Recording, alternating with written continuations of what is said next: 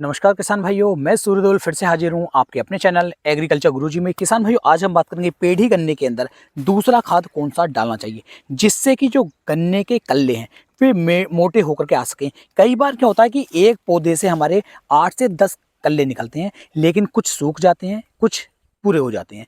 तो ये समस्या क्यों आती है, इस समस्या को हम दूर किस तरीके से कर सकते हैं और जो ये कल्ले बन रहे हैं ये नीचे से ही मोटे होकर के चले, बहुत अच्छी जो इनकी बढ़वार है वो हमें देखने को मिल सके। तो पूरी जानकारी अच्छी तरीके से मैं आपको समझाने वाला हूँ। कौन सा कीटनाशक लेंगे, कौन सा ग्रोथ प्रमोटर लेंगे, कौन से खाद लेंगे जो पेढ़ी गन्ने के अंदर हम दूसरे खाद के रूप में उपयोग में ला सकें। बहुत ही जानदार वीडियो होने वाली है।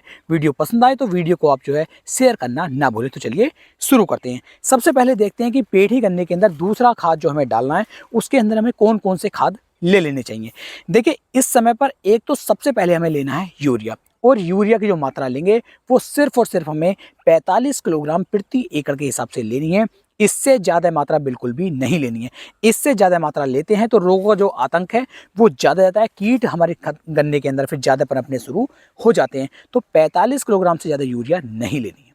ये यूरिया जब हम खेत के अंदर डालेंगे तो टिल्लिंग अच्छी तरीके से होती है, गर्मी खेत के अंदर ज़्यादा बन जाती है और बहुत बढ़िया रिजल्ट हमें देखने को मिल जाते हैं। तो सबसे पहले यूरिया 45 किलोग्राम प्रति एकड़ के हिसाब से।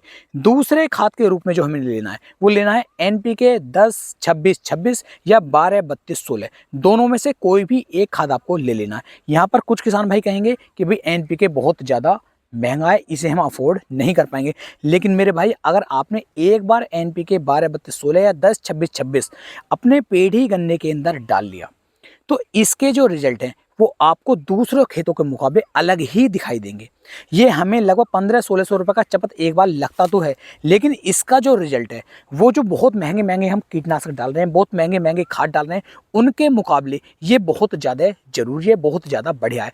इससे क्या होता है, एक तो मिट्टी की उर्वरता शक्ति जो है, उपजाऊ क्षमता जो है ये बहुत ज़्यादा बढ़ जाती है। जो कीटनाशक बार बार हम खेत के अंदर डाल रहे थे उससे जो हमारी ज़मीन बंजर बन रही थी उसमें भी हमें बहुत ज़्यादा रिलीफ मिलता है।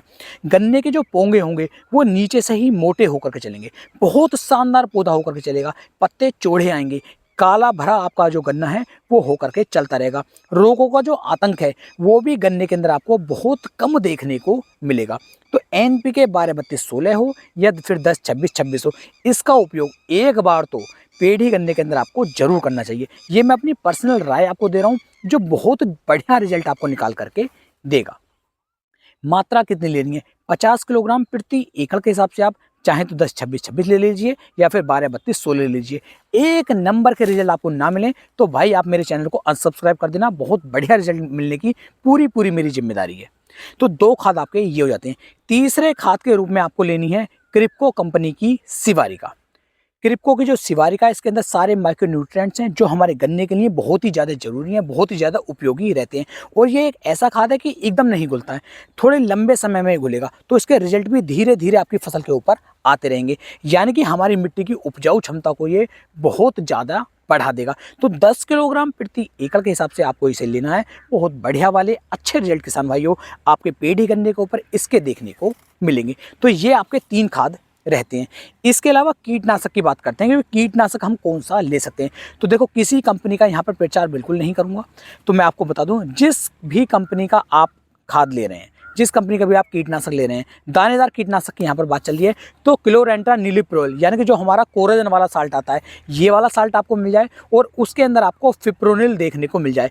इन दोनों के जो कॉम्बिनेशन का कोई भी कंपनी बना रही है आप उसे ले लीजिए। लगभग इस जो मैंने आपको फार्मूला बताया, इस फार्मूले की डोज आपको 4 से 5 किलोग्राम प्रति एकड़ के हिसाब से लेनी है। यानी कि कोराजन वाला टेक्निकल मिल जाए क्लोरेंट्रा नीलिप्रोल और दूसरा मिल जाए फिप्रोनिल। इन दोनों का जो कॉम्बिनेशन है वो इतना शानदार है कि जैसे ही इसका उपयोग हम अपने गन्ने के अंदर करते हैं और बाद में गन्ने के अंदर सिंचाई हम कर देते हैं, एक नंबर के रिजल्ट मिलते हैं। गन्ना बहुत बढ़िया तरीके से एक स्थान से इतनी तरीके से, मतलब ऐसा मान लीजिए, बहुत अच्छे कल्ले बनाने शुरू कर देता है। गन्ने के अंदर टिल्लिंग ही टिल्लिंग हो जाती है, पौधा बिल्कुल पीला नहीं पड़ेगा, कीटों का आतंक नहीं होगा, पोंगे नीचे से मोटे होकर के चलेंगे और पैदावार आपको बहुत ही जानदार यहाँ पर इसकी देखने को मिल जाएगी। तो इस तरीके से इन चारों खादों को एक साथ मिक्स कीजिए, गन्ने की जड़ों के पास में इन्हें डलवाइए और फिर आप अपने खेत की सिंचाई कर दीजिए। इतना यदि आप कर लेते हैं तो बहुत ही बढ़िया वाली अच्छी पैदावार किसान भाइयों आपको गन्ने की फसल निकाल करके देगी।